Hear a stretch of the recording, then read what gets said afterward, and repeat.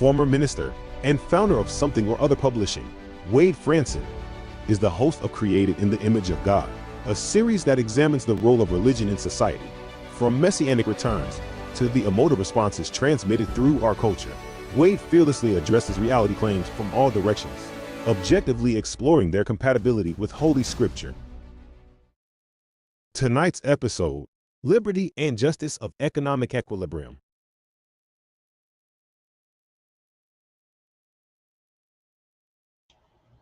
Hello, everyone. It's Tuesday night, time for Created in the Image of God, the role of religion in society.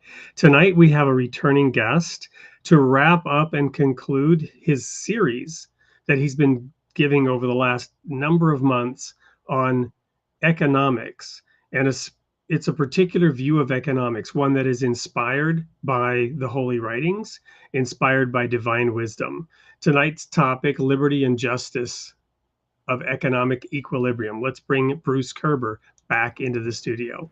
Welcome, Bruce. How are you this evening? I'm great. I'm doing good, Wade. How are you? I'm sorry we had the technical difficulties, but we're rolling.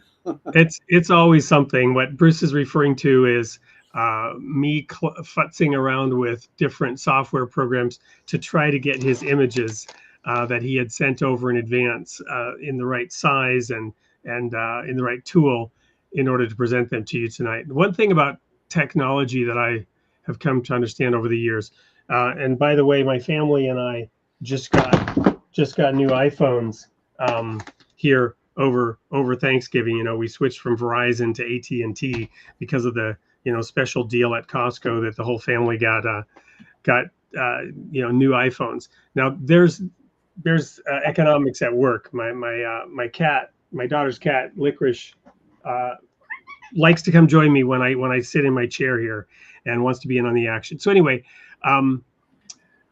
about technology, anytime, no matter how well designed, and certainly Apple makes great products from the perspective that they are powerful, intuitive. When that first iPhone came out, it almost seemed like magic the way it worked. It was so powerful.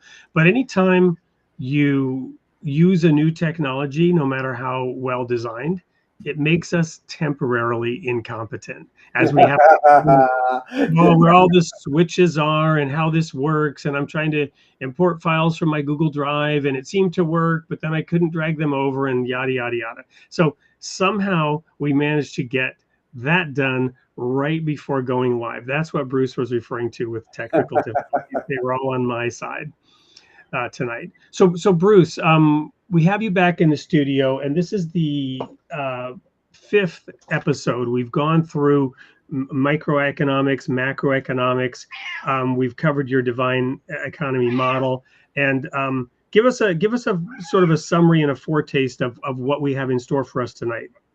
Okay, so this book, Liberty and Justice of Economic Equilibrium, trains you to be an assayer, to detect impurities and corruption, to identify those elements that add value, and declare what it is that brings about wealth.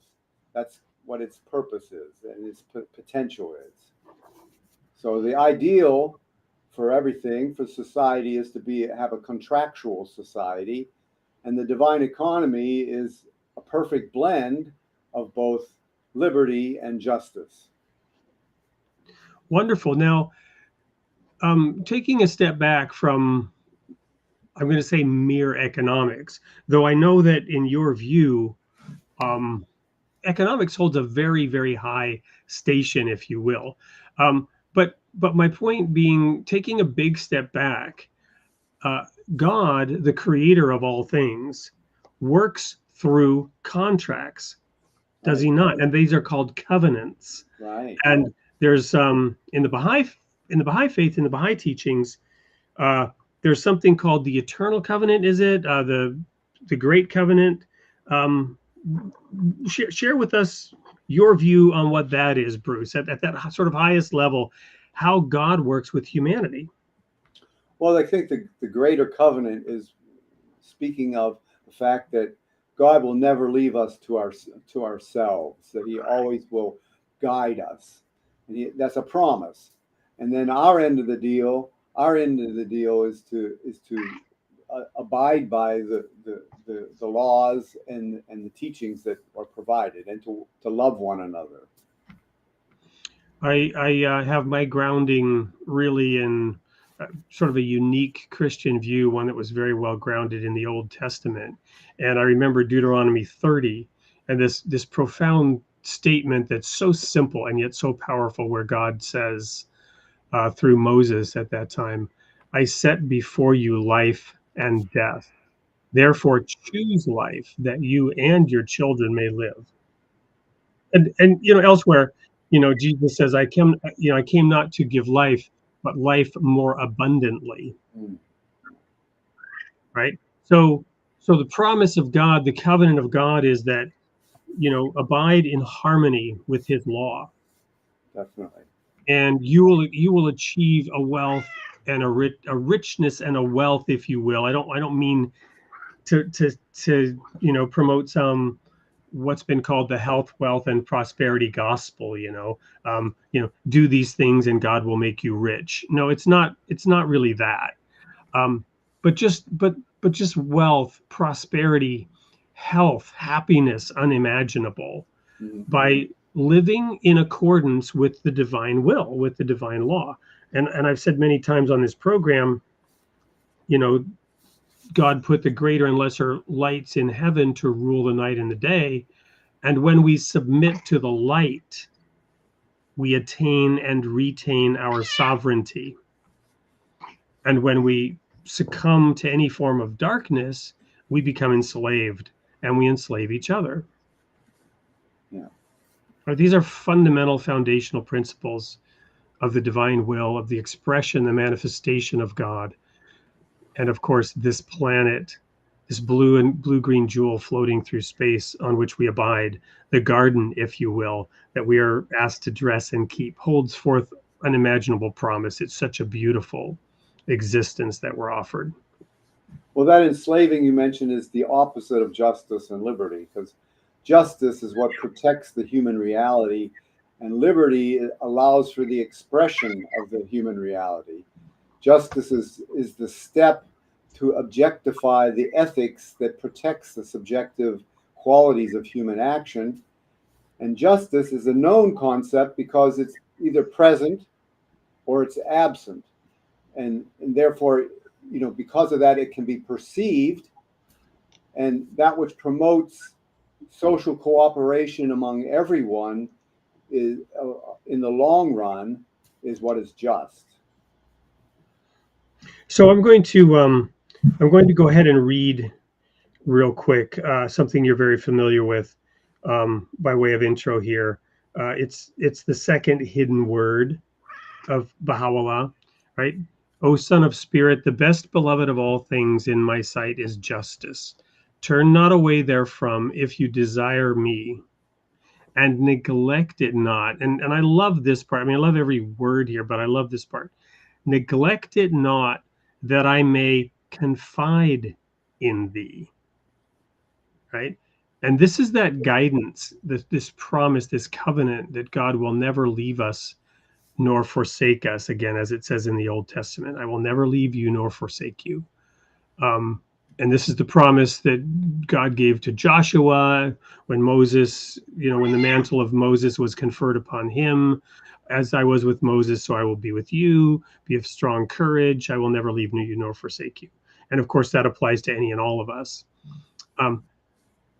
Neglect it not, that I may confide in thee. So by applying our mind, our spirit, our heart towards this idea of justice and seeking it out, setting it before our eyes as the best beloved of God, God then confides in us, guides us, helps us to achieve and attain that justice. By its aid thou shalt see with thine own eyes and not through the eyes of others, and shall know of thine own knowledge and not through the knowledge of thy neighbor. One of the challenges of this world today and of society is everyone virtue signaling and telling us what is right and what is wrong, what to believe, who to vote for, who not to vote for. The media spinning every imaginable situation and incident to change the views and the opinions of others. But here we're told, you shall see it through thine own eyes and not through the eyes of others. Shalt know of thine own knowledge and not through the knowledge of thy neighbor. Ponder this in thy heart, which is what we're doing right now openly, pondering it, thinking about it, reflecting on it. Ponder this in thy heart, how it behooveth thee to be. Each one of us looking at ourselves. Verily, justice is my gift to thee and the sign of my loving kindness. Do we think of justice as a sign of loving kindness? Set it then before thine eyes. All right, so those are some thoughts on justice. Let's dive into your material, Bruce. Okay. So take us through tonight's, material message. The underlying message the whole time is the harmony of science and religion.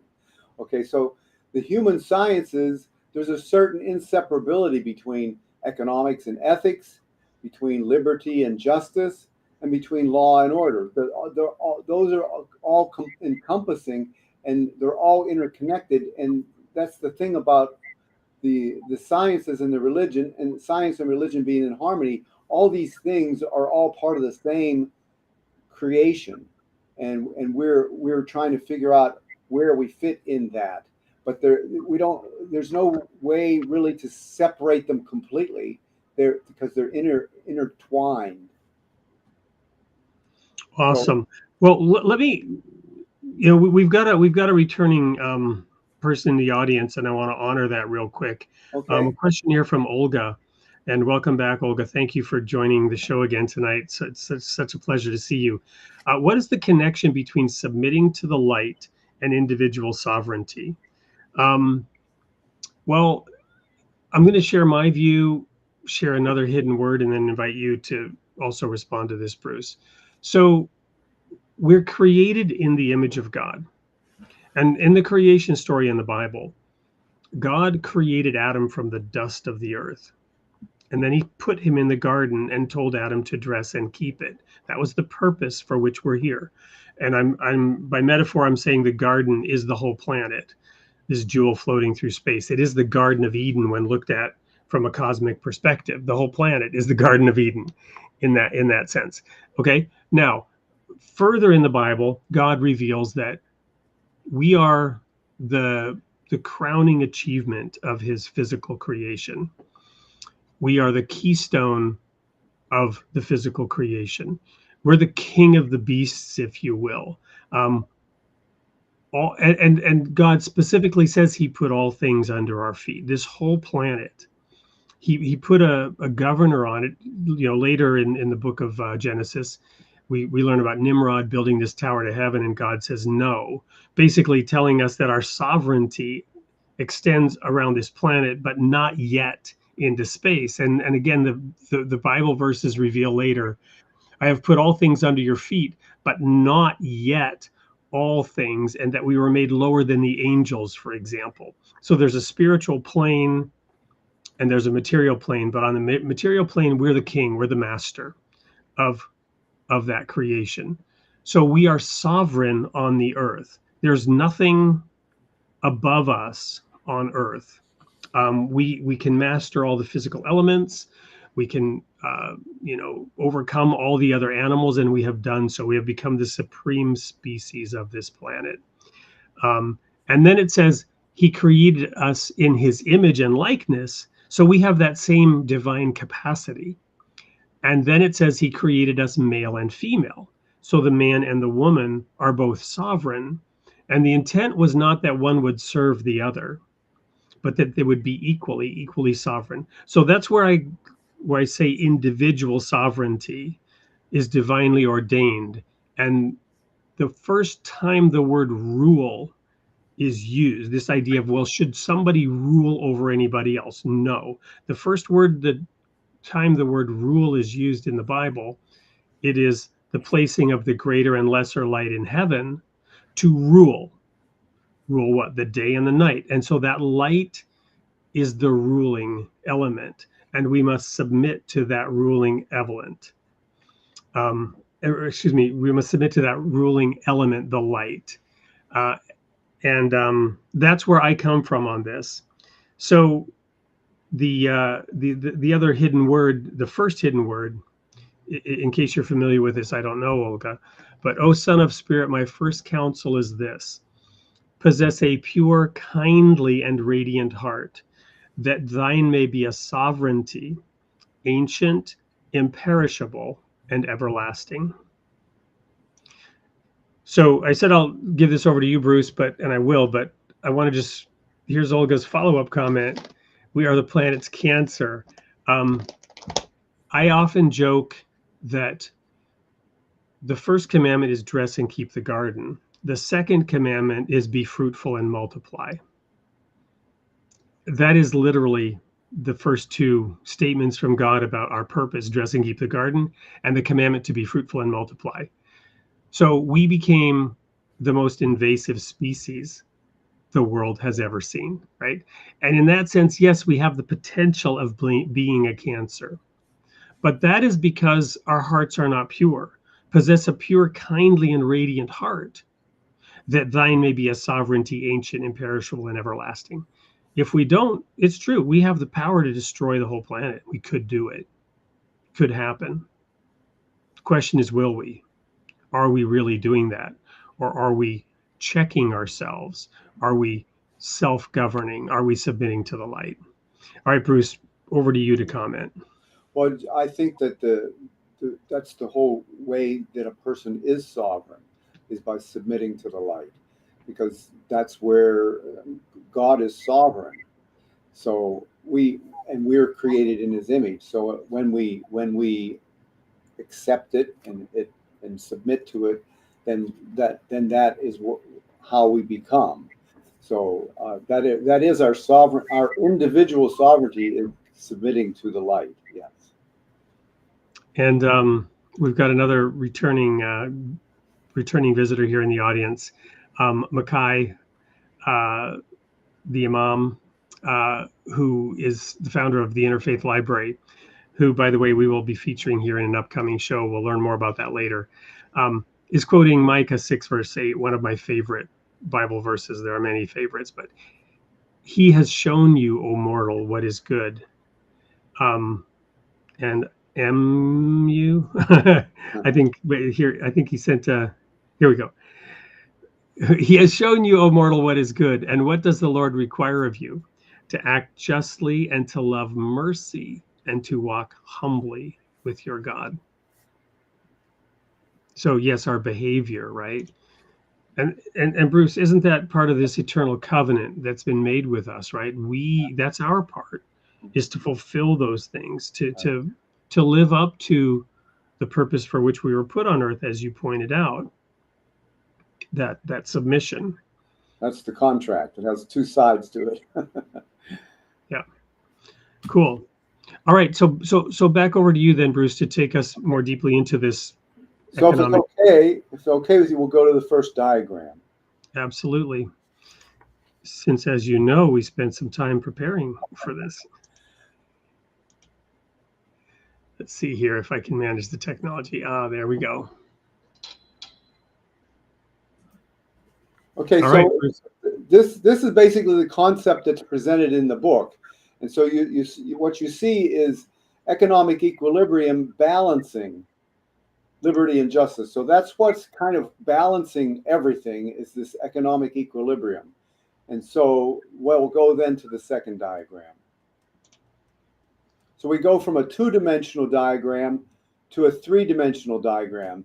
And so what we see here is this plane that's at rest in its equilibrium position. We also see then the forces that help to maintain that equilibrium, and that's harmony, reciprocity, and symmetry. So economic equilibrium and the forces at work, that's what that's representing. So then we would go to the next diagram. And then in this diagram, the immense complexities that come into play in human culture. So now we're talking about the human culture. Those things that come into play in the human culture are added to provide a picture of the interconnectedness of all facets of human civilization. So you have morality and ethics, you have economy and liberty, you have order and peace, you have law and justice, and they're all being balanced in by this at this equilibrium point through harmony, reciprocity, and symmetry. And that's so the equilibrium that we're talking about, this economic equilibrium, is actually a broader than that, because there's equilibrium that's affecting the whole civilization, all aspects of civilization. And so they're all in balance. Well, they potentially all in balance. So, but here's a funny point that I want to make for you, that there's those who say that there's consequences resulting from the disruption of the ecological system.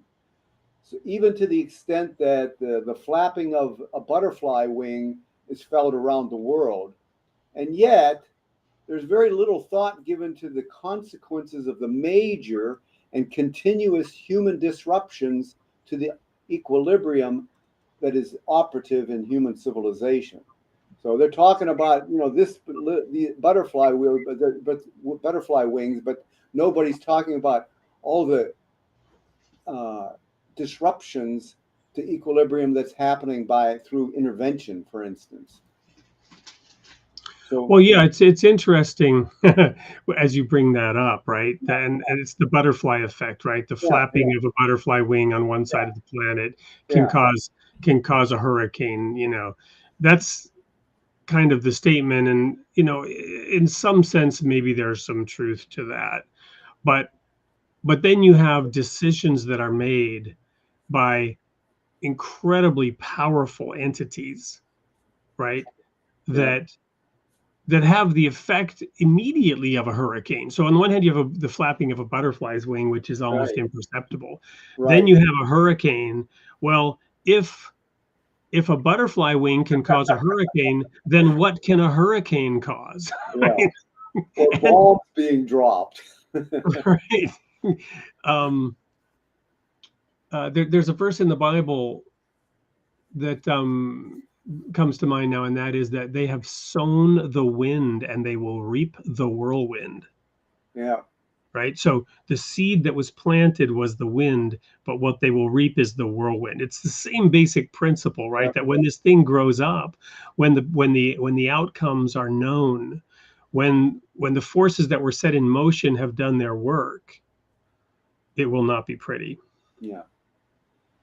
That just goes to emphasize how significant it is that we pay attention and try to figure out, how to resolve these issues, because they're having serious consequences for us in the future and what we've done in the past. It's all related to our interference with God's creation. So well, and I'd like to bring up another analogy in this regard. Okay. Many people may not know, for example, actually, for those who are aware of this biblical analogy, again, going back to the book of Genesis, you've got the serpent, right? The serpent who whispered to Eve and said, "What is God's lying to you? He's trying to withhold something good from you. You should go and take of that fruit. God knows that in the day you eat of that fruit, your eyes will be opened and you will become like God. And you will be wise, knowing the difference between good and evil." And Eve's desire led her to take of that fruit. And I've shared on this show how it's my belief that ultimately it was our destiny to take of that fruit. It's just that we were supposed to do it under God's guidance. We were supposed to mature and ripen in our own way over time, and not precipitously rush headlong with heedlessness, with our own strong-willed, insistent self and our desires, causing havoc. But the point is, the serpent was the whisperer. The serpent had the ability to influence Eve. As you get to the book of Revelation, that serpent is now a dragon. The serpent has grown up and become a dragon. How did that happen? Well, the seed that was planted was Eve and Adam listening to and going along with the serpent's whisperings. When people begin to move away from the light, they then influence their children and influence their neighbors and influence their tribe and influence their city and influence their nation. And when political power is given to these bad ideas, that's when the dragon emerges, right? So, for example, Hitler, began teaching anti-Semitism and blaming the nation's problems on the Jews. And enough people bought into that, and enough people gave their allegiance and power over to Hitler. He was actually elected. Now he did some illegal things along the way, but he eventually became the legitimately elected leader. Legitimate is a stretch when you know the exact history. But anyway, the people went along with it, the German people. And I lived in Germany for 10 years. So I had the chance to experience, what it was like to be in that nation and some of the after effects of all that. Anyway, the point is, Hitler assumed political power and was the driving force behind World War II. That was the dragon waking up because enough people bought into a bad ideology and gave it power. Right. So that's how the seed that's planted grows up. That's how we plant the wind, we sow the wind and reap the whirlwind.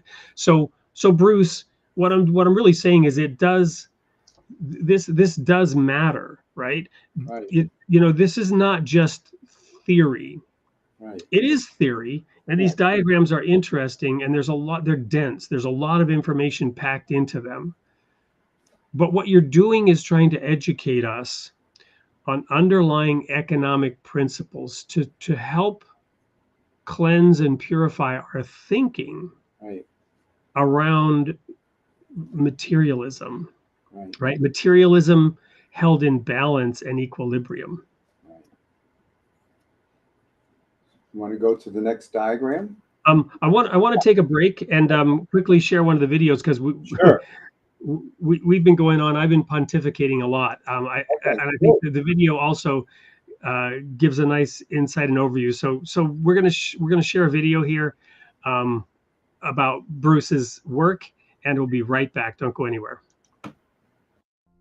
Everyone wants a better future, but how do we get there? Throughout history, laws have been a guide, but somewhere along the way, ego and greed took control. What happens when law loses its connection to fairness and humanity? It's time to reconnect justice and freedom, to rebuild systems that support balance and prosperity for everyone. Economic justice isn't about control, it's about cooperation. And when we embrace it, incredible things happen. This book is your invitation to think differently, to see how freedom can lead to balance, and balance can lead to peace. The answers are simpler than you think. Let's find them together. Liberty and Justice of Economic Equilibrium by Bruce Koerber. Available now. All right, so that's the book we're talking about, and so those diagrams are a part of the book. So right before the break, we had discussed these concepts at a high level and began going through Bruce's diagrams. So we're going to continue now with diagram 4. Yes. And let me go ahead and present again.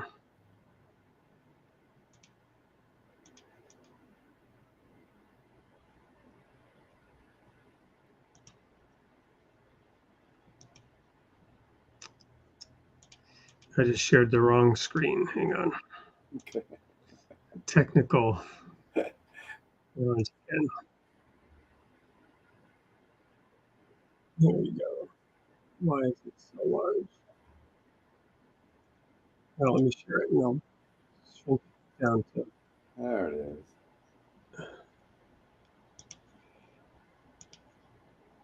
So Ludwig von Mises puts his finger on it best. He says, the economist must never be a specialist. In dealing with any problem, he must always fix his glance upon the whole system. So that's what this is. This is a picture of the whole system. We have human spirit, transformation, law, order, justice, unity, latent and active entrepreneurship, capital structure, market, purposeful action by spiritual beings, and property rights. That's the whole picture. So that's what an economist should be helping us understand, that whole picture. So we can then go to the next diagram. This is the simple, central, vertical human spirit portion of the model. Simply and profoundly, it represents the human reality. You've got human spirit and transformation. So it's purposeful action by spiritual beings that transforms humans. And that's what we call this the human reality. That's it. So give us a couple of examples of purposeful action. You've elsewhere talked about entrepreneurship, for example. Yeah. Well, every act is purposeful. I think the place where we need to focus on is the fact that that we're doing it as spiritual beings. I mean, every thought, when it becomes an action or a reality by taking a step forward, that's the action that's coming from the thought, and ideally, as we grow in spirituality, those actions will be reflective of that. But even when they're not, even if we're not spiritually mature, or I guess you could call it that, you are a spiritual being, whether you recognize it or not. I mean, you're attracted to something because it reflects the names and attributes of God, or you're trying to express yourself in a way, and it's in that way is a reflection of the names and attributes of God. So every person is there when they taking an action, they are purposeful, and they're also spiritual. That's the part where we're trying to raise the awareness of that concept. All right. So, but in that sense, let's take Star Wars, for example. You've got the Force, and then you've got the dark side of the Force, right? So purposeful action could be negative, could be going in the wrong direction, It could cause a negative transformation. Yes. Is that what you're saying? Yes, that's possible. Sure. So but it's so, like, for instance, a negative could be like seeking power. Okay. But the power is the name of God. So, I mean, it's doing it in a negative way. You're seeking it for an evil, for a reason. Well, or let's just say that one has a desire to achieve some benefit, right? Some wealth, Right. but one chooses, instead of working for that thing, to steal that thing, which is a Right. different kind of work, right? Stealing is work. Stealing is an action. Yeah. Right. Some thieves, work very hard at their craft, right? Right. But it's purposeful, It's purposeful. right? But again, it's transforming you in the negative way. So, and I think this gets back to some of the basic principles that you've outlined in past episodes, right? Mm-hmm.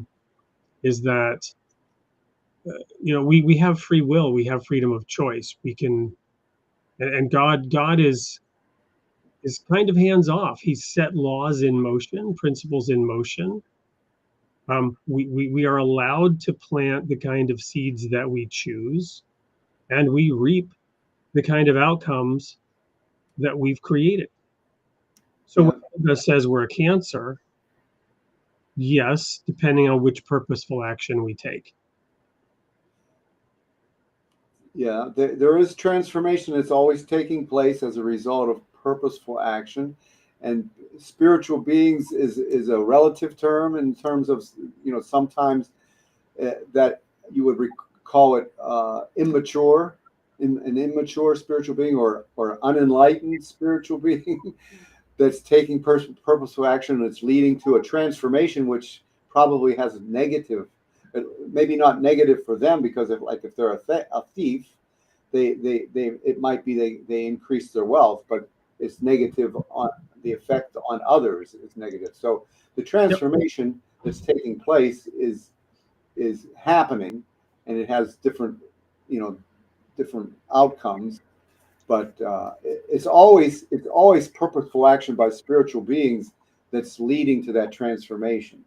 Yep, I'm going back to this equilibrium slide here to Okay. pose another question here from Olga to you, Bruce. And Okay. how would divine economy theory define a fair wage?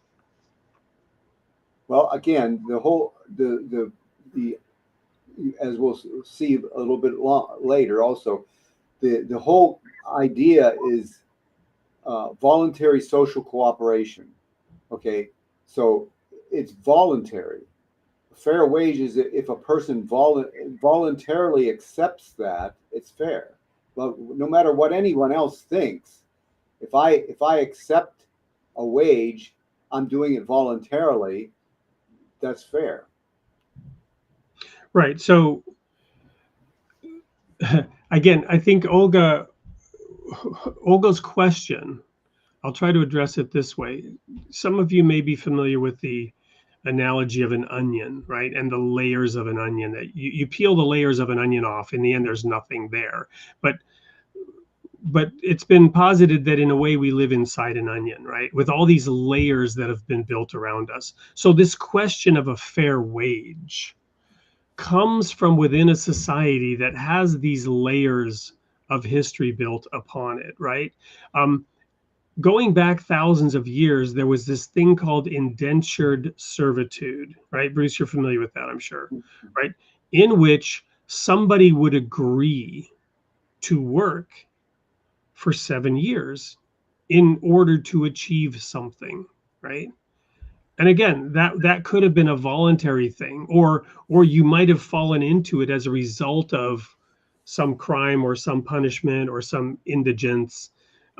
But for example, you have in the Bible, Jacob, later Israel, working 7 years for the woman that he loved, which was Rachel. But then the person he was working for substituted his older daughter, Leah, on the wedding night. And Jacob had to work another 7 years to actually get Rachel. And he complained later that Laban had changed his wages 7 times because this kind of deception went on and on. But Jacob himself was a deceiver. The name, Jacob means heel catcher because he wanted to be the firstborn even from the womb, according to this story, to get the birthright and so on. So the Bible is full of these stories about the human condition, right? And you say, Bruce, we'll call it human reality.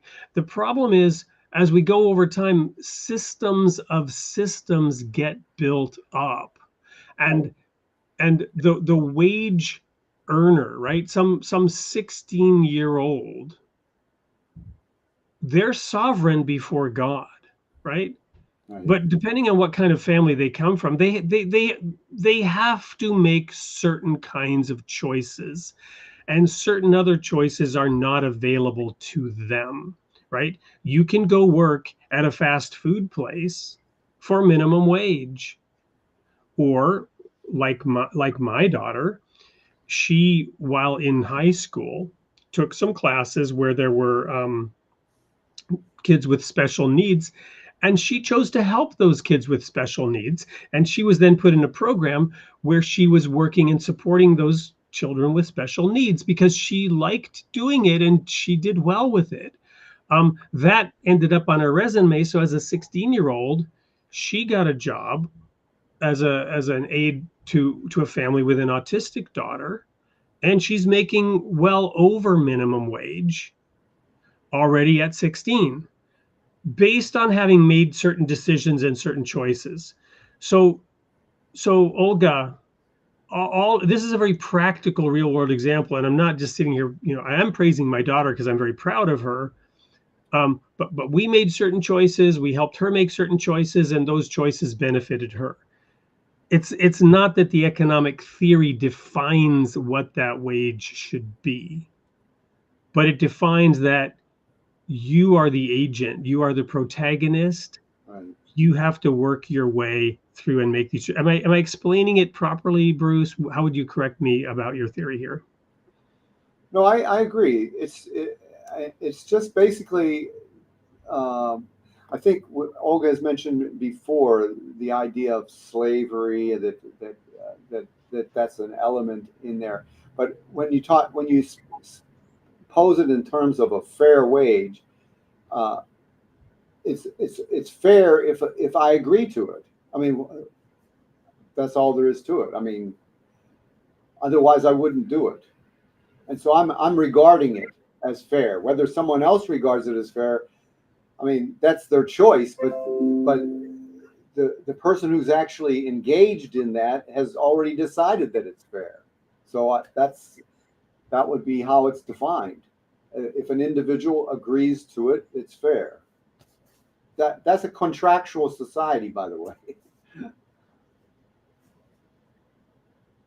All right. So great discussion.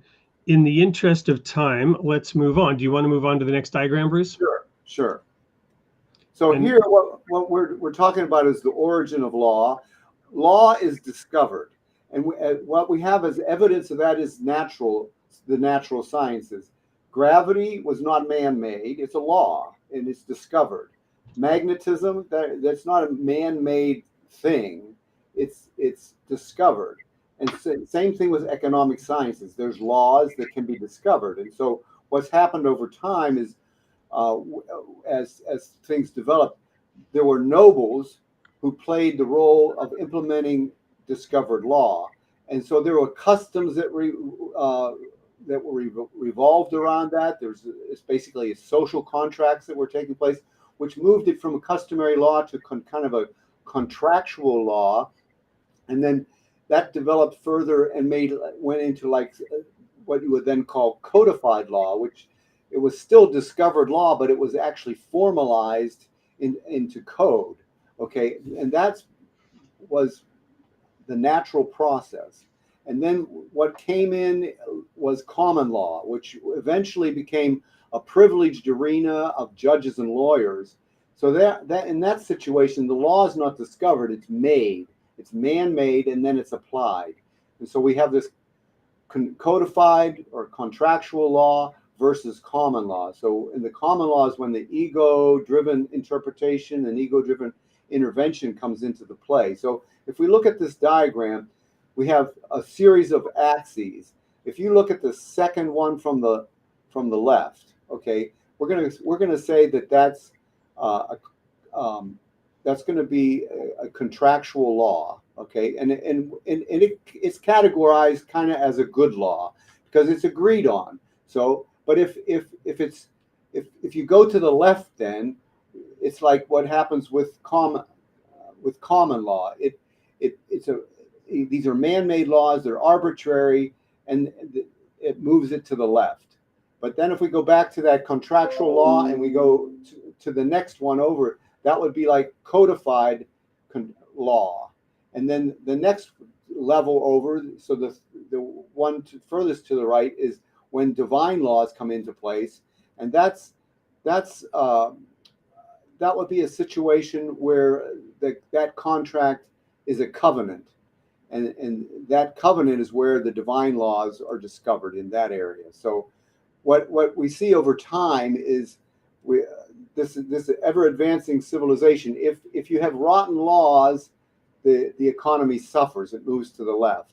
And if you have contractual laws, and then even if you go and then codified laws, and then divine laws, the civilization and the economy advances. So that's what that shows. So what I wanted to talk to you about is the 10 principles of classical liberalism. So what we have, I'll just mention what they are. So the first principle is life. The life of each individual is an absolute and universal moral, and has absolute and universal moral value. And the second principle is property rights or human rights. The third principle is that they're God-given rights. They're not given by man, they're God-given.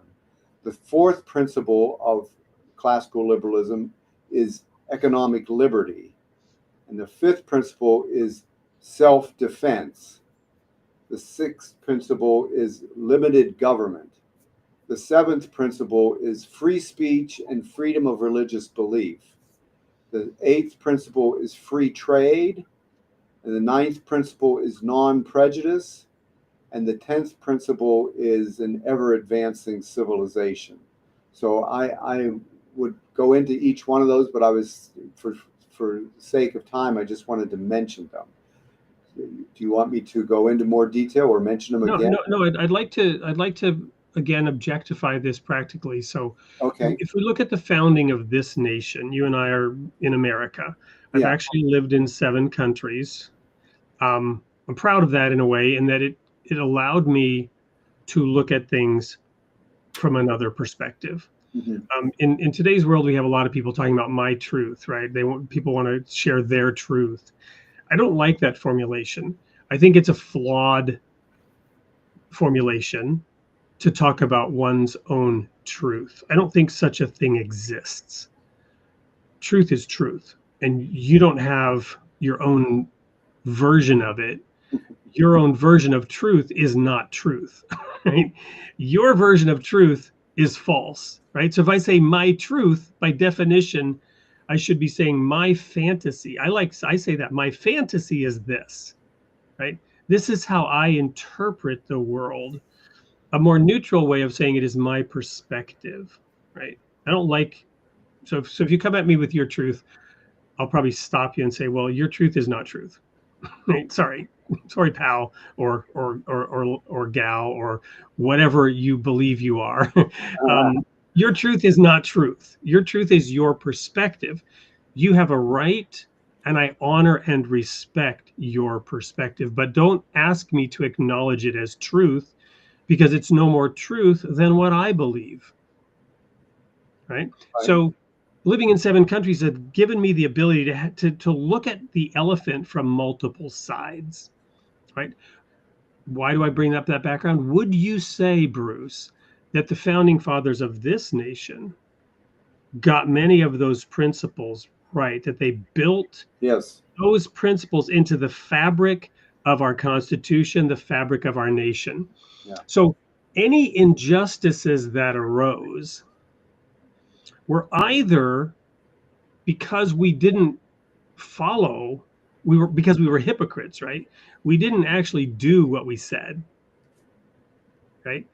So slavery, for example, absolutely hypocritical to what we proclaimed in the founding of this nation.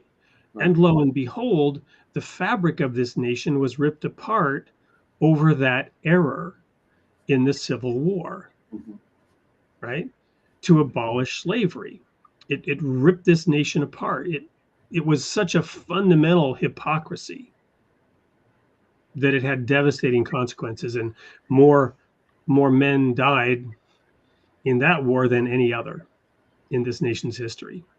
To correct that flaw, that error of hypocrisy that was accepted by society, right? Having said that, still the fabric of this nation's Constitution was an achievement in that ever advancing civilization, was it not? Right.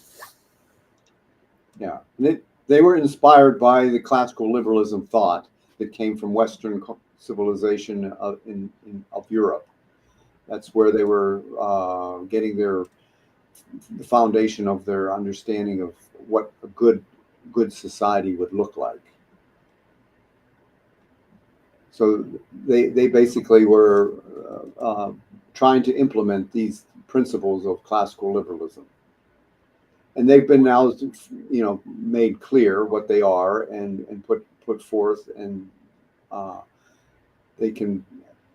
I think it's pretty much a good foundation for a contractual society. All right, so let's move on, shall we, then, to the next diagram? Do you want to do that? Diagram 7, yeah. So basically, that diagram, this one here, basically just shows you how it all fits the principles of classical liberalism fit into this idea of economic equilibrium. So we have the balancing of liberty and justice. On the liberty side, with economic liberty, we have life, property rights, God-given rights, freedom of speech and faith, and self-defense. On the justice side, we have the free market, we have limited government, we have non-prejudice, and then that whole area, that's then balancing on this liberty and justice, which causes the carrying forward of an ever-advancing civilization. So again, this economic equilibrium fits right into the idea of classical liberalism and the balancing of this liberty and justice, like we had earlier. But this puts then the principles of classical liberalism into that formula. So I want to reintroduce, and Olga, by the way, thank you so much for these comments. I think it's really interesting that you're sharing these perspectives and helpful to us and to the audience. And I apologize to other audience members that were focusing on Olga's thread here, but it's almost like a little bit of a fencing match or a tennis match between the perspective that Olga's sharing and the one that we're explaining here. This gets back to that whole fair wage thing, right? I don't think they decide it's fair. They decide to accept because there's no other choice. I don't believe that's true, Bruce. Do you believe that it's true that there's no other choice than to accept that wage? Well, they could always choose not to. So, I mean, that's a choice. Everything you do, if you make a choice, you're making it because that's what you think is best for you. So that's, I mean, so that would be fair. I mean, if you choose not to do it, then your wage is zero, and that's a fair wage, you know. Or that's what you choose. You're making a decision about what path to pursue. If you make that choice, how can anyone say that you're not being fair in your choices? I mean, it's you know what, it basically it's someone else trying to decide for another person, and that's not, if we're talking fairness, that kind of goes overboard on that. I mean, let me ask Olga this question: if you made a choice and someone said that choice is not a fair choice, how would you feel? I mean, I think that you would say, well, I made the choice based on my knowledge of the circumstances, my personal, what's best for me. So it's not fair for you to judge me. So I would say there's fairness on the other side that we're not looking at. Well, so I think the issue here again, and this is why I brought up the onion analogy, right? You're living inside many layers of an onion, and there's probably a better analogy than that. But let me give a practical example. When I mentioned my daughter earlier. Well, guess what? My daughter's about to turn 17. When I was 17, when I was a junior in high school, I ended up living in a tent in Alaska. So my senior year of high school, I was tent boy. And what that meant was the weather was 20 degrees below zero, right? This is Alaska we're talking about. And I'm living in a tent with no water and no electricity. You might think I'm making this up or exaggerating. I am not. I chose, my choices were like this. I had some flexibility. I could choose which classes to take. I chose to take PE first thing in the morning so I could get a shower. And when I came out of the shower, I had to put on my tent clothes and I could smell what I smelled like, right? From living in the tent in these clothes. And then I had the opportunity because I was able to drive this old 1966 Chevy pickup into Anchorage, and I managed to get a job walking a picket line for the Teamsters Union, and Safeway, the grocery store chain, had a union bakery. And so they were protesting. This is an interesting example that I chose, actually. Yeah. coincidentally, they were protesting against the wages that the bakers were earning. And the Teamsters were hiring other people because those bakers had a choice to not walk the picket line. They didn't want to be the ones to have to walk the picket line. So the Teamsters Union paid other people to walk the picket line. So I went from living in a tent, went to school, took my PE class, followed by government civics, right, which was the only requirement I needed to graduate from high school. And then I drove into Anchorage an hour to spend 8 hours walking outside with a picket sign outside of Safeway because I made more money. The Teamsters being a union shop, they paid a decent wage, 2 or 3 times minimum wage to people walking that picket line. So as a 17-year-old, I was making good money. And I'm answering this question in the backdrop of this slide because it's this balance of liberty and freedom and justice. God gives us free will, right? God does not force the structure of society. He doesn't make our choices for us. He doesn't dictate what the wage should be. Even though some of us might try to dictate that, God doesn't. So in this freedom to establish, the ever advancing civilization, right? To move from the rotten laws to the divine laws, it's being done on this fulcrum of liberty and justice. So here I am walking the picket line in 20 below weather in Anchorage, Alaska. My tent was in Palmer, right? And there on the picket line was this lovely woman. I'm now trying to remember her name. I can't remember her name, but I can picture her. And this is decades ago. And she had a German accent, I believe. I didn't speak German at the time, and she was telling me you should apply for Safeway. Right? Yeah. They are opening a new store and they pay good wages. Right? So I went from walking the picket line against Safeway, and I crossed the picket line that I was walking to go get a job with Safeway. And this is really a good example here because someone is deciding that Safeway is unfair, right? That they're not paying fair wages. But from my perspective, from my vantage point, I left the Teamsters who were picketing against Safeway to go work for the enemy because they paid me more for better conditions than the Teamsters Union, who was setting themselves up as the judge of what was fair. Now, is that not an interesting set of circumstances in this context? Yeah, And yeah. now we have these various layers of the onion, and we also have the multiple perspectives somewhere on this liberty and justice fulcrum.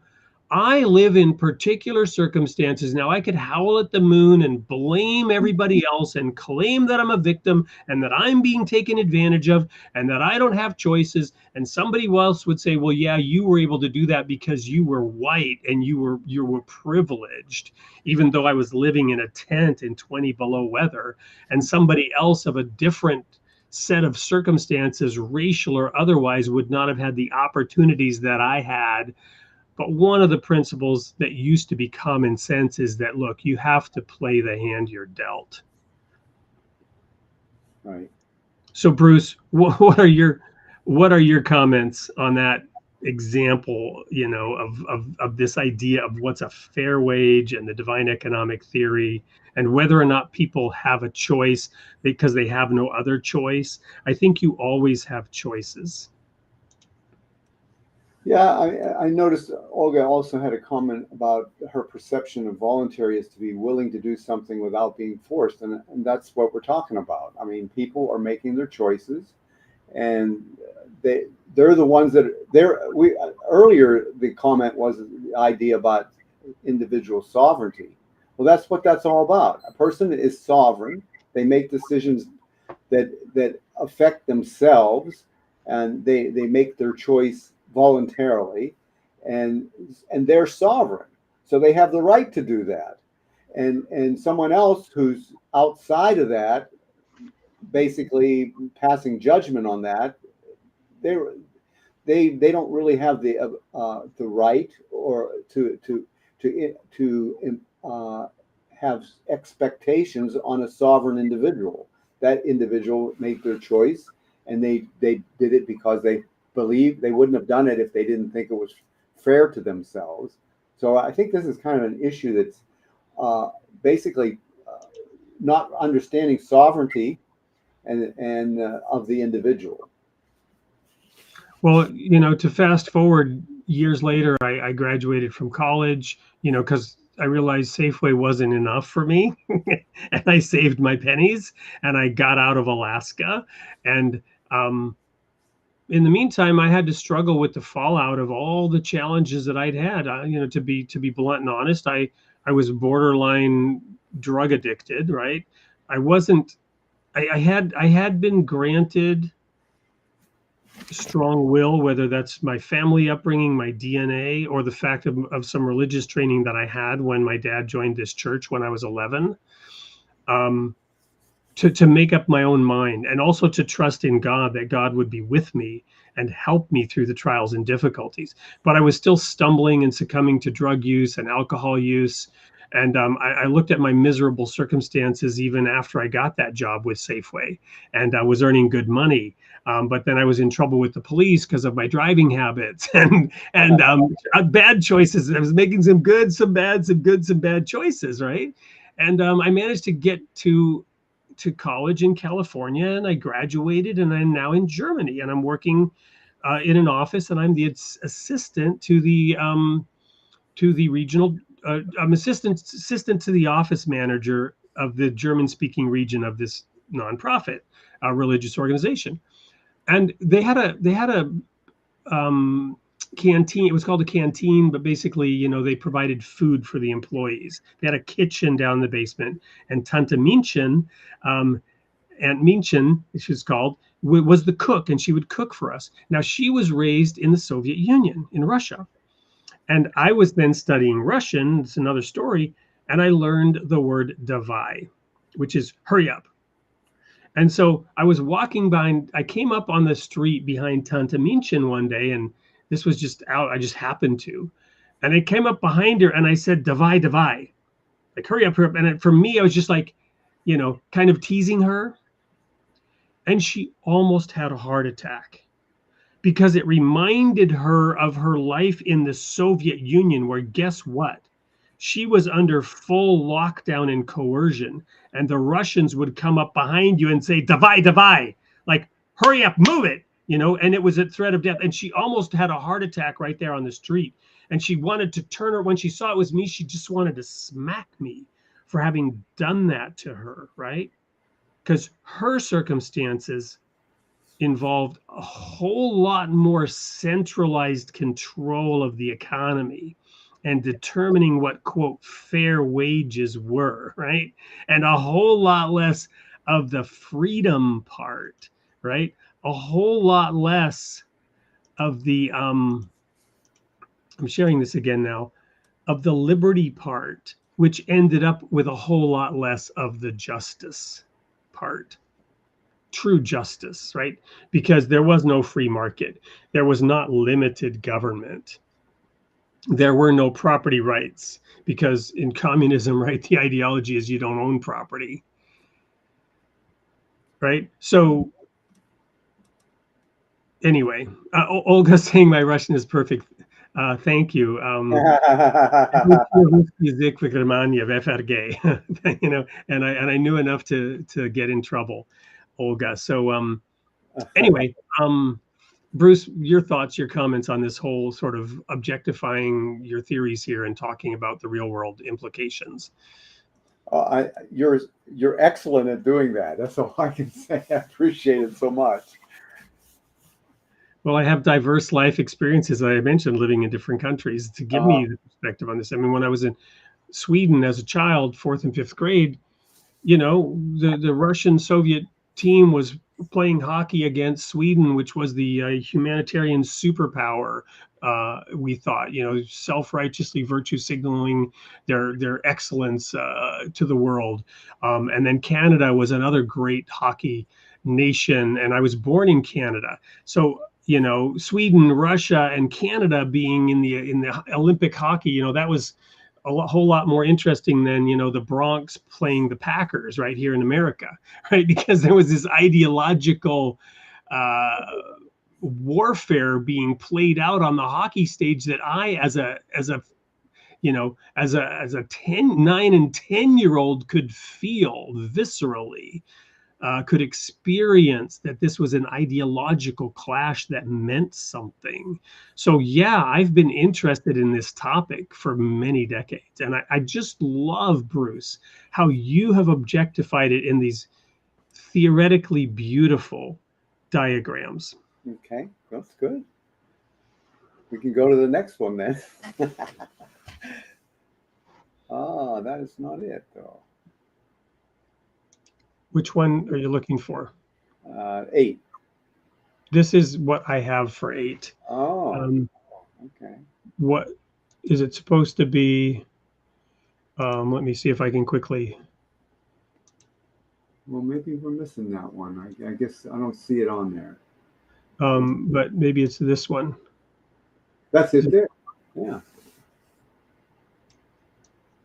Okay. So justice must be weighty to permit the divine economy, the divine microeconomy, and the ethics of economics to operate in a human civilization. In other words, justice must reign supreme in this period of human history when the human reality is fully protected. So we have the weightiness of justice. It counterbalances the whole situation of liberty here with the divine economy, divine microeconomy, and ethics. And on this side, we have the justice. And so justice, it ultimately protects the human reality, and liberty allows for the expression of the human reality. And in protected, the human spirit acts purposefully and undergoes transformation. Anything that interferes with this process is unjust. So that's why this justice is it's got to, in this period of history, it's the thing that must reign supreme, because it counterbalances all the elements of liberty, and it is what allows the human spirit to undergo transformation. Well, and allow me to give an example, another practical example of this based on my experience. Okay. So Jesus, obviously he brought an advancement. There's an Old Testament scripture which says he shall magnify the law and make it honorable, right? Moses was the lawgiver, you know, in the Bible, and Jesus fulfilled that prophecy of magnifying the law and making it honorable. And that is a process that is ongoing in the eternal covenant. Would you agree, Bruce? Yeah. So what I'm getting at now is that Jesus said, you must forgive, right? So I'm going to take an extreme example, a rape, right? Okay. The person who is raped, most usually a woman, but not always, the person who is raped must forgive the rapist. But society must punish the rapist, right? Must intervene, must take action. That's on the liberty and justice scale there, right? Mm-hmm. Your liberty does not extend to raping another human being. And justice demands action, intervention, right? Right. You can't be laissez-faire about rape in society. Would you agree? That's true. Right? So, but the point is, Jesus commands us to forgive at the individual level. But as we build a civilization, we assign the responsibility of intervention to the government, to the legal system. You follow me? Mm-hmm. And as we have an ever advancing society, it becomes more complex. And again, this little balancing thing of liberty and justice here is a theoretical illustration of that principle. Would you agree? Yeah, I think that's a good example that you're giving of how the justice part again is very weighty. It's something that is ultimately the the, the strongest uh, force that takes place in the economy, I mean, in the civilization to keep things balanced. Uh, the liberty part allows the expression, and the justice protects those individuals to act, so that they can act and so that they can transform. All right, should we move on to the last slide? Sure. So in this environment of liberty and justice, the ultimate end, which is the ultimate end is social cooperation, and it's attained again and again as the process of an ever-advancing civilization. So what you see is this axis just keeps moving along as there's more and more social cooperation, and then as that advances, that the economy advances and the civilization advances. And this social cooperation is dependent on the balancing of liberty and justice. So that's what enables.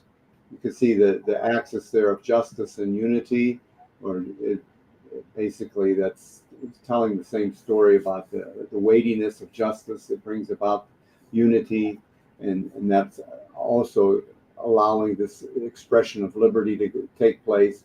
And so that as that moves along, then the economy can advance and civilization will advance due to social cooperation taking place at higher and higher levels. And if we look at the broad sweep of history, we see the rise and fall of empires, right? The rise and fall of civilizations, the springtime of growth and vibrancy, and the winter of death and desolation. Well, yeah, and I think the promise, though, is what we're talking about is that when we have the divine laws that are found, discovered as a result of the contractual situation with the covenant, then we don't necessarily see history repeating itself in the same way, because the covenant, which is this contract, is inviolable. So it has a different kind of a effect on the advancement of civilization. The civilization actually reaches the climax of a divine civilization as a result of the contract, which is unique in human history. This covenant that will enable the divine civilization to actually come into existence rather than just pieces of it like it did in the past. So I think the rise and fall of civilization what is a direct result of a weak covenant, whereas now this is a strong, inviolable covenant. So that will enable the divine civilization to come into full fruition at some point. Well, so here lip sync is describing it as same ice cream, different flavor, which is an interesting way of expressing what I was feeling, which is that you said it, it's not happening in the same way, and I would agree, not exactly the same way, but according to your diagram, it is. It's the imbalance of unity and justice, right? It's the imbalance of liberty and justice. It is, the imbalances of some of these 10 principles, right? That is the cause of the decline and the collapse of that civilization. So it's different versions of the same phenomenon happening. Well, except that what I'm mentioning here is that we're living in a different period in human history where the two problems that have caused all the social diseases, social problems, are ego-driven interpretation and ego-driven interventionism, and both of those through the means of science and the means of religion have been abolished. Now, whether it's going to take a while for mankind to realize that and to understand that, but that's the truth of the matter, that those two things have been abolished, so that their effect on this rising and falling of civilization will be basically disappear. Well, to the degree that people follow the law, right? Because you can abolish all you want. There's an interesting comment. I'll go back to it here and there are many comments we've skipped over. Again, we can't go through all of them, but it's an interesting comment here by Mackay. The 13th Amendment did not abolish slavery. It was a mirage that marked its continual usage by using the word except. Today, slavery is known as the prison industrial complex. That's a deep topic for another day. But I wanted to honor that submission in the comment section. But my point is, you can pass a law; it doesn't mean people will follow it, and doesn't mean that the society will follow its own rules. We recently had a president pardon his son, and the Justice Department of his own administration wasn't happy about that, right? And we recently had an election in which it was said that nobody is above the law, and it was the side that's currently in power that was using that argument arguing against the election of the other side. But now that same side is illustrating that, well, when it comes to us and ours, we are above the law, right? So my point is that you can make laws, and we'll go back to your slide about the rotten laws and the good laws. The way in which humanity responds to those manifestations, to those epochs, to those eras, one could argue it doesn't change, right? Because you could go back to Adam and Eve and Cain and Abel, right? And the days of Noah. And then it says in the last days, the days that we're living in now, it will be just like the days of Noah. That's a biblical prophecy that the day we're living in today will have people in it that are just like they were in Noah's day. So the fact that this or that was abolished in this phase of God's advancing revelation doesn't necessarily mean that society will respond in a given way. Well, they really don't have much choice, because the two most powerful forces in human civilization are science and religion. Now, I think it's where we are right now. Science is not understood, and religion is not understood. Science has been manipulated, and it's in a weak condition, and so is religion. And a lot of that is because of this ideology of statism. But what happens basically is those are the two most powerful forces, and both of those, both the science, I'm talking about the divine economy theory here, that's an economic science, the science and the religion both have freed mankind from the ego-driven aspects of in theory, right? So I'm agreeing with you, Bruce, but again, the practical example, let's go back to the one I raised a little while ago, which was the serpent that grows up to be the dragon, right? Because science and religion was already there in the Garden of Eden. The knowledge of the tree of good and evil and the tree of life could easily represent science and religion, right? Because Paul said that strong meat belongs to those who by reason of use have exercised their senses to discern good and evil. That's science, right? And he's implying, he's referring back to the tree of the knowledge of good and evil. The desire to become wise, to take to oneself the prerogative of deciding what is good and evil. That is science. Ultimately, true science. But of course, today there's a fun quote, which is, they told me to follow the science, right? That was the mantra during COVID, follow the science. They told me to follow the science. I followed the money, and that's how I found the science, right? Because the science was whatever the money told it to be, right? Yeah. So Wow. you're right. Yeah.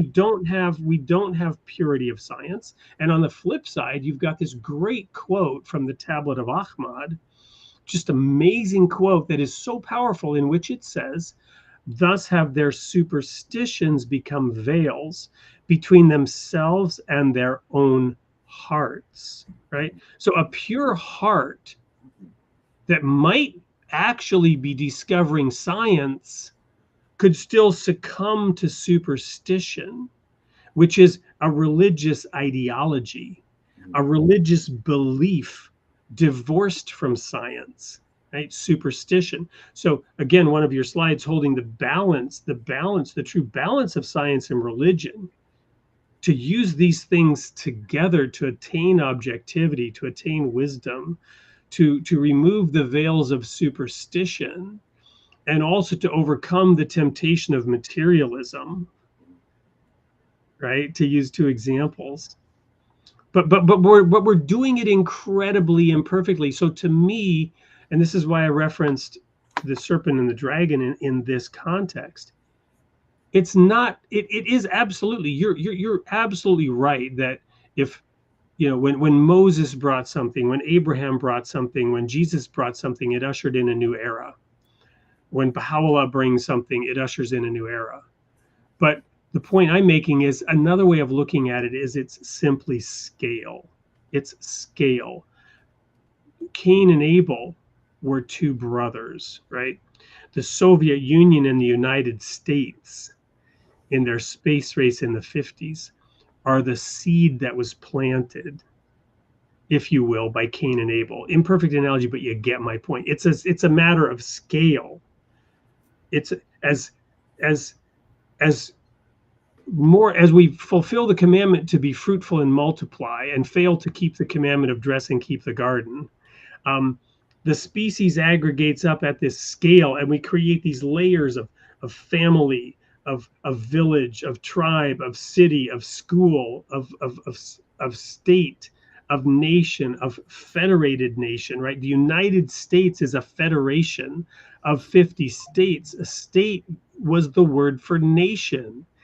When the United States were founded, it was like France, Germany, Switzerland, Italy deciding to have a federal government. That only came many decades later with the so-called United States of Europe, right? The European Union and the Soviet Union and the United States of America. This is a scale issue. You follow me? And so abolishing this, abolishing that, those teachings are appropriate at the scale at which we have arrived in our evolution, if you will. There's complementary things happening, though.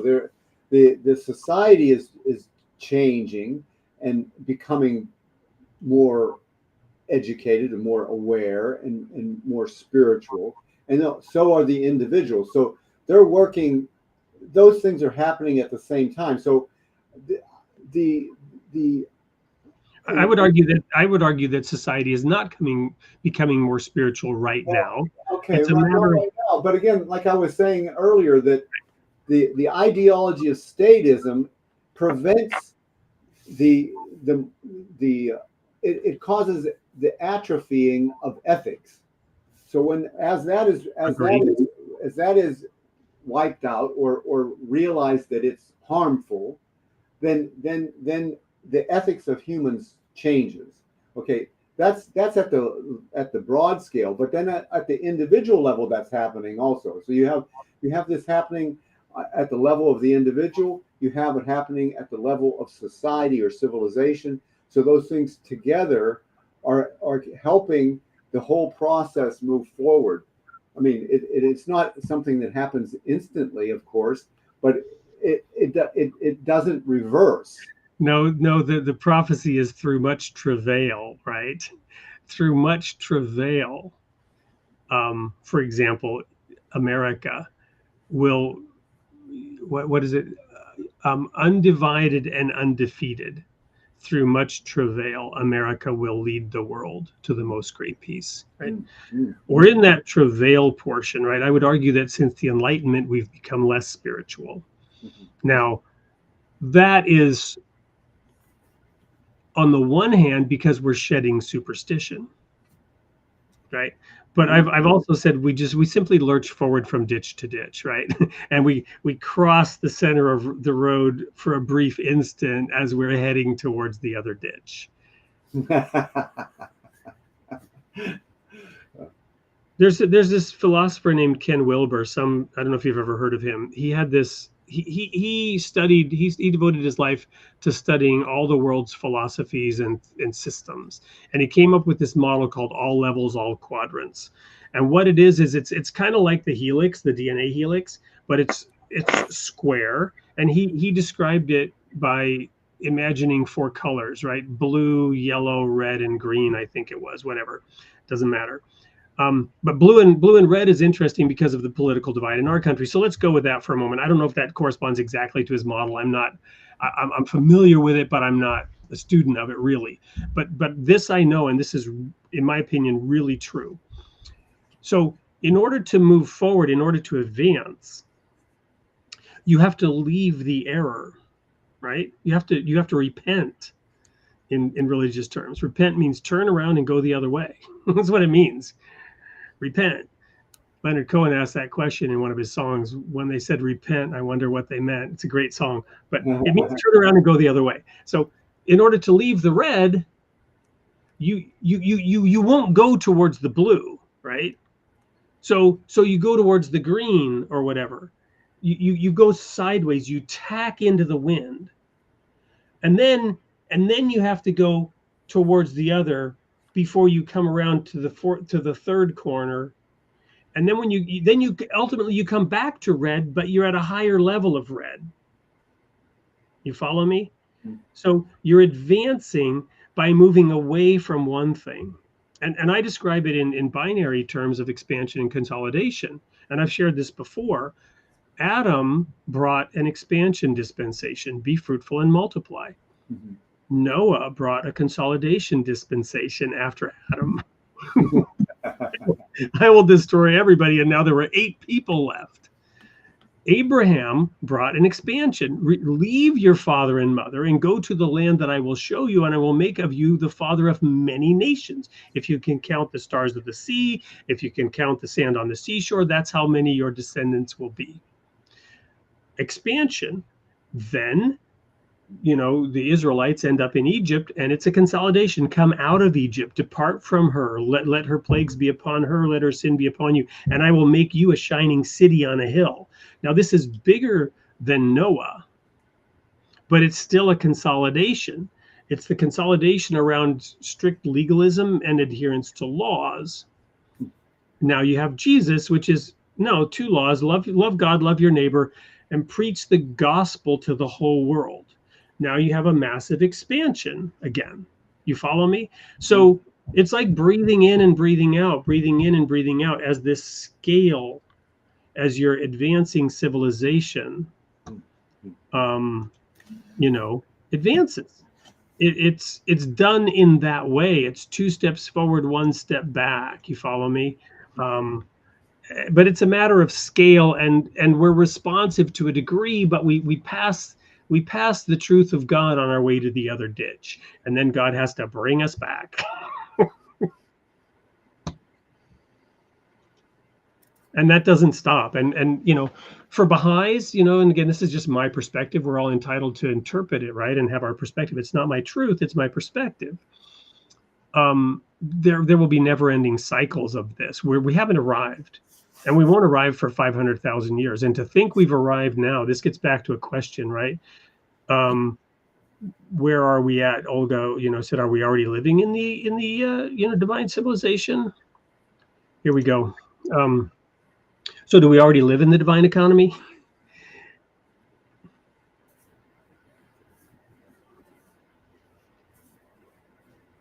Well, the divine economy is the reality.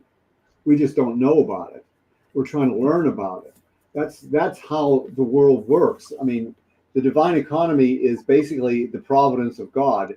You know, one of the things I was saying is the core understanding of the divine economy is trust in God, because God gave that to us, and that's how we can become prosperous and build the divine civilization each time. I mean, it's emphasized each time and particularized each time by the manifestation of God, but it never went away. I mean, when God created humanity in his image, the part of that providence was the divine economy.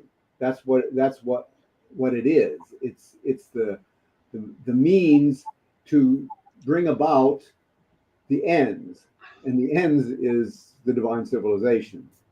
So I would submit that the Garden of Eden, yes, already had the divine economy. You had liberty and justice. You said, you can, I will let you eat of the tree of the knowledge of good and evil, but don't do it, because when you do it, if you do it, you're going to die. Right? And the day you eat thereof, you will die. And I'm offering you eternal life. And man said, no, we're going to do it this way. We want the school of hard knocks. And to me, to oversimplify, that was always God's intent. He wanted us. If you think about it, that's what Jesus did. It says he thought it not robbery to be equal with God. He lowered himself and became as one of us. So the spirit in us, being created in God's image, this is kind of an epiphany summary. And Bruce, thank you. I mean, you bring so much of this to light with the way that you've put this model together, and it encourages this kind of discussion. And now I'm realizing that's what it means to be created in the image of God, to be put in the Garden of Eden. That's exactly what happened to Jesus. It says he was immaculately conceived, right? Mary was a virgin. He was the Son of God. And he typified our experience. He made himself as one of us, and he suffered enormously, unjustly crucified, died on the cross, and all the while a sacrificial lamb, dying in our stead for our sins, holding out the promise of divine, complete, unconditional forgiveness, illustrating and manifesting complete and unconditional forgiveness, breathing new life into all creation, as the Baha'i writings describe what he did. But that's what happened in the Garden of Eden when Adam and Eve chose the tree of knowledge of good and evil, and God says, the day you do that, you're going to die. And then he pronounces these curses, as they're called. And I don't really believe they're curses, they're just outcomes, right, for Adam and Eve. Now that you've chosen this path, this is what it's going to look like for you. You're going to be not happy with the minimum wage that you have, that you feel like you have to choose. You're not going to be happy that you're living in a tent in Alaska and that you're walking the picket line in this crazy mixed up situation where the Teamsters are hiring you and you'd rather work for the company that they're protesting against. You're going to be in this upside down Alice in Wonderland situation, right? Caught in the riptide, figuring it out on your own, trying to apply the laws of God in a world where you must love your fellow human beings, you must be your brother's keeper, you must build a society built on unity, but the people will be your biggest challenge, your biggest problem. Other people will be the biggest thorn in your side, and yet your mission impossible, should you choose to accept it, is to do just that.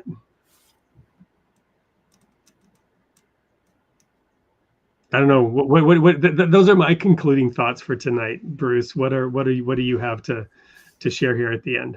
Well, I'm just going to say that the divine economy theory has a role to play in the spiritual, social, and intellectual development of individuals for many reasons. First of all, it's comprehensive of all disciplines. You saw that divine civilization image, and it encompassed it all. So you're the Ken Wilber of economics. You've put it all together.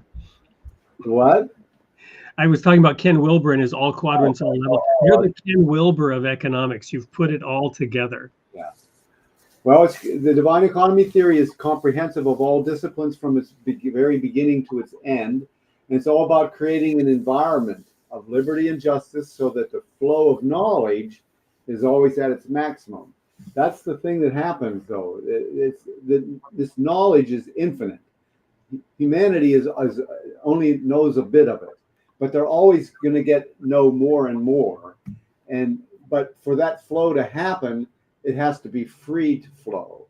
And that's why the divine economy theory is so powerful, because it shows that you have to eliminate the intervention so that the flow of knowledge will happen, so that ethics can change, people can develop ethically. And that development ethically will be supported also by the structure of society as it learns, what's proper and what's not. And Crackers, who's made a few comments over the course of this show, is saying, I'm not positive, Will. I would invite you to unpack that a little further and we can address it. Meanwhile, we're way over time, but Bruce, this was so, for me, fascinating and energizing and inspiring to just dig into this fundamental view that you've put together. So thank you for that. I just couldn't stop. But while Crackers thinks about unpacking this, explain what you're not positive it will. Okay, give me more, and we'll address that in a second. Meanwhile, I'm going to play the sneak peek for next week's show, so we'll get that out of the way. Here it is.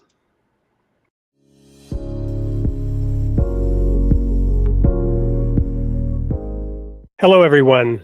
It's Wade Fransson. I'm here in the studio recording a sneak peek for episode 128, airing December 10th.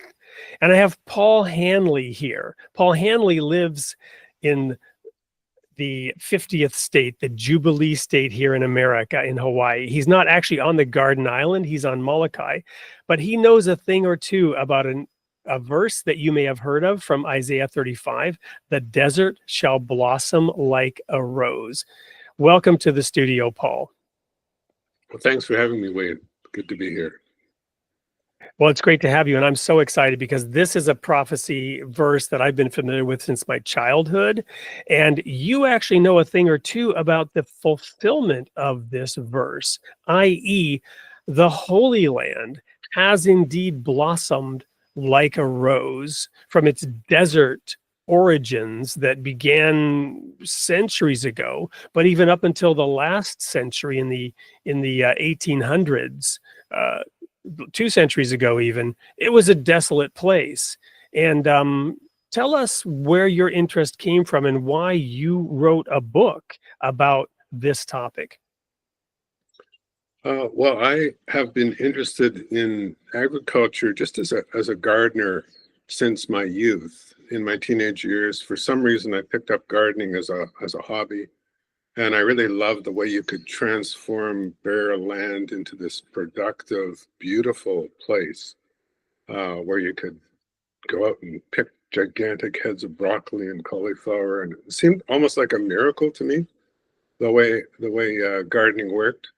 So I got really excited about it, but also at the same time got excited about a movement to create more sustainable forms of agriculture. And I got sort of jumped into that and started working on building an organic farming movement in Saskatchewan, where I grew up. Well, and you wrote a book called 11, which deals with the climate crisis and population growth. And this book got some notoriety, positively speaking. But specifically, your recent book, Odyssea, is about the Holy Land and activities by a group of people that began there in the 1800s. Tell us about that book. Well, I've been working on this for a few years and studying this place called Odyssea, which became a model village in Jordan. I mean, originally Palestine and Jordan were kind of one unit, and Jordan was a place where it was close to the Jordan River, obviously, and the Sea of Galilee, which are so significant in religious history for Jews and Christians, and also for Muslims. And I was interested that Abdu'l-Baha, who was the son of the founder of the Baha'i faith, decided to start a village in Jordan, close to the Jordan River, close to the Sea of Galilee. And this village actually became a model village for the country of Jordan. And when the king would bring delegations from other countries and want to show them what was happening in terms of agriculture, he'd bring them to Adassia. And it became really a model village, even for the kibbutz movement in Israel, or what would become Israel. The kibbutz members would come to Adassia and see how they did things and take those practices back to their kibbutzes in Israel. So it was kind of both for the Israelis and the Jordanians, it became a really great example of turning the desert into a garden.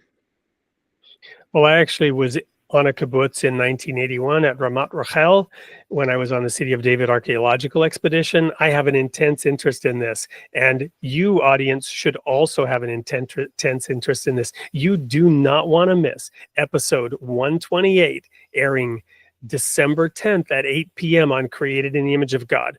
We've just scratched the surface of the vibrant soil. We've just looked at the tip of the iceberg. We've just picked one apple, one avocado, or one pistachio off the tree. But in this episode, we will dive deep into the prophecy of Isaiah and what happened in the Holy Land and the role that Abdu'l-Baha and the Baha'i community in particular played in the fulfillment of these prophecies. Can't wait to see you there. Be there.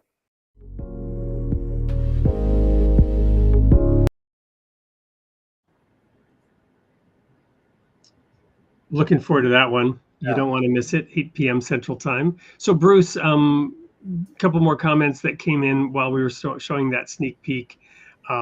Cracker's comment was in reference to the last 3 or 4 comments that, the divine economy theory, as Olga summarized it, would, eliminate intervention and selfishness, I think is what you had said.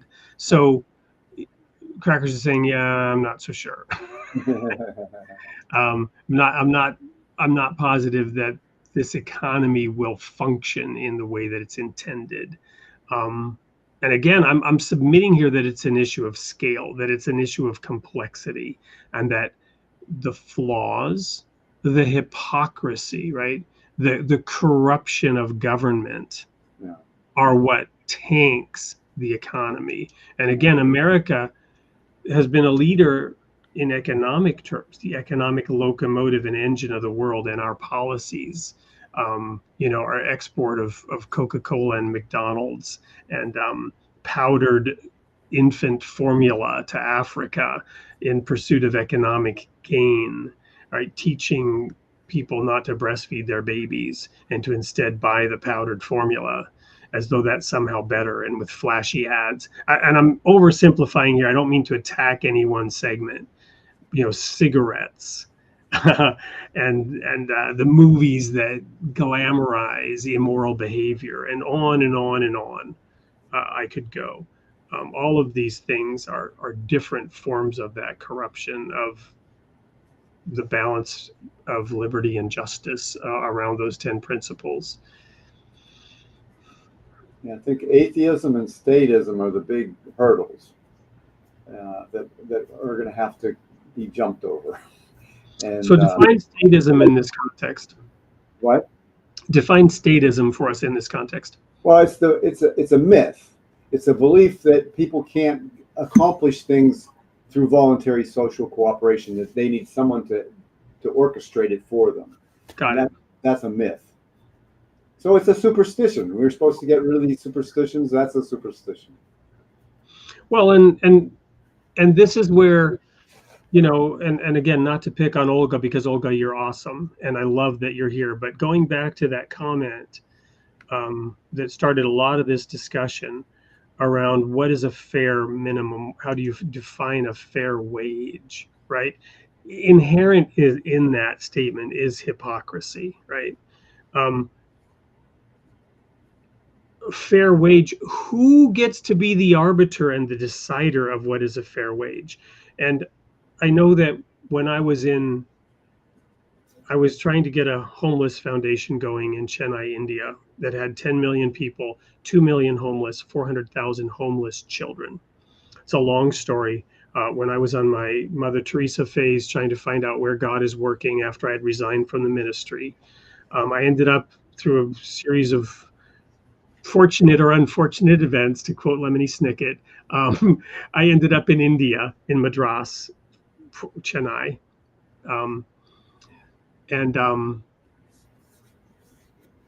What I realized was, I'll oversimplify here. It's oversimplified, but it's nonetheless true. The homeless children could go work in a tea factory, which is basically forced child labor. But they were the lucky ones, because the unlucky ones, they ended up in the sex trade.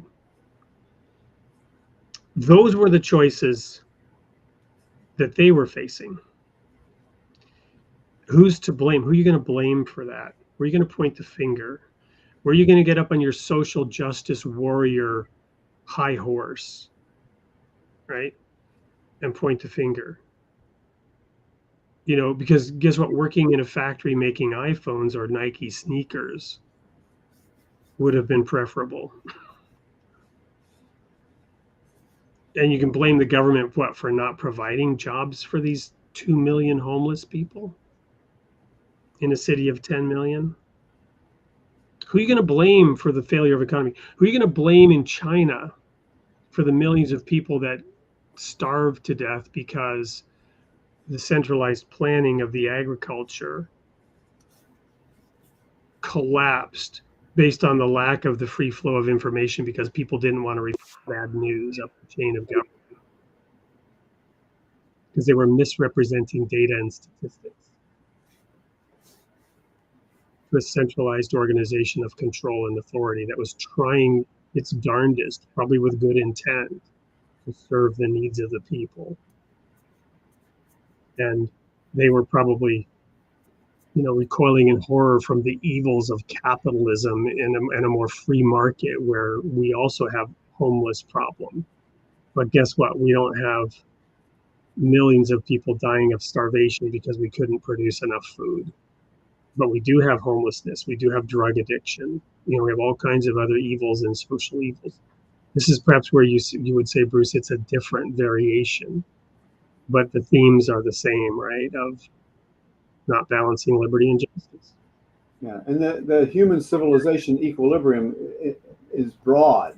So the fact, and I think one of the points that I can make here is that what I was saying earlier, that when there is the ideology of statism in place, then morals atrophy. So that ethical part of that equilibrium balance, that plane of equilibrium, it's way out of balance. And so you're going to have all kinds of social issues that result from the lack of ethics. And the lack of ethics is related to the interference with the equilibrium by interventionism, by the ideology of statism.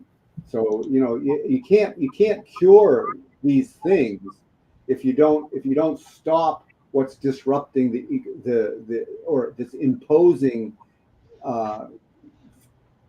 things on top of that are disrupting the equilibrium. You have to stop the disruptions.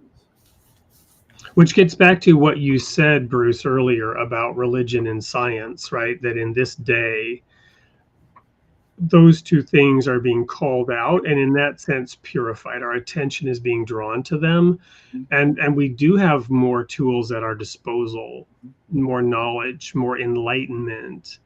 Secrets in that sense have been revealed and unveiled that could enable us, should we choose to do so. There's that word choice again, right? Well, Bruce, just thank you. Thank you. And this concludes the 5-part series, and I'm glad we took extra time. But for the audience, rest assured, Bruce and I will be talking about where we go next, and we will have Bruce back, I am sure, to the degree that you're willing, Bruce. I want to also pre-announce, this is the first announcement, we're in December now, we will be rebranding and relaunching this show in January. And I'm just sneak peek for those of you, those faithful of you who are still here, all 86 of you still out there in the audience, down from whatever it was, 150, 200 at the peak. Thank you, thank you. Here's the sneak peek. Created in the image of God will stay the same. But rather than the role of religion in society, which is broad, vague, theoretical, I'm honing in on something much more specific. So here's the new theme. You're the first to know. Created in the image of God, building vibrant communities through intellectual coherence and spiritual commitment. That is the new branded theme. We're working up the new, intro video. And we've got 5 core topics that we'll be exploring over the whole course of the year, all focused on the independent investigation of reality. Good. Created in the image of God, building vibrant communities through intellectual coherence and spiritual commitment. And we'll be addressing this through the lens of the individual investigation of reality, the independent investigation of reality through both religion and science. So anyway, we're very excited about where we're going. We're excited about some of the guests we have lined up. We're excited about the transition into that and a number of new things that we're doing. We will also be inviting you to become more involved. We're going to be continuing to mention the Royal Falcon Foundation and an opportunity to donate so that we can spend a little bit more on marketing and continue to grow the audience and grow the show and grow the platform. We're partnering with Planksip in Canada, which is an international media company. We're partnering with the Cameron Journal, which is a social commentary and cultural relevance platform, neither of which is religious. We got philosophy and culture on, but we're expanding then a podcast network to where we give more opportunities to our guests. So we have a whole host of things planned, and I just want to thank the guests and the loyal audience that are helping us do this and spread the word of all these wonderful guests, especially you, Bruce, tonight, for a record 5th appearance. I don't know that we've, other than Daniel Sanderson, who was a co-host, I don't think we've had anyone on that many times. And it's been a wonderful journey with you. And we will have you back again if you're open to it. I'm open. Thank you. Well, good night, everyone. And we'll see you all next week.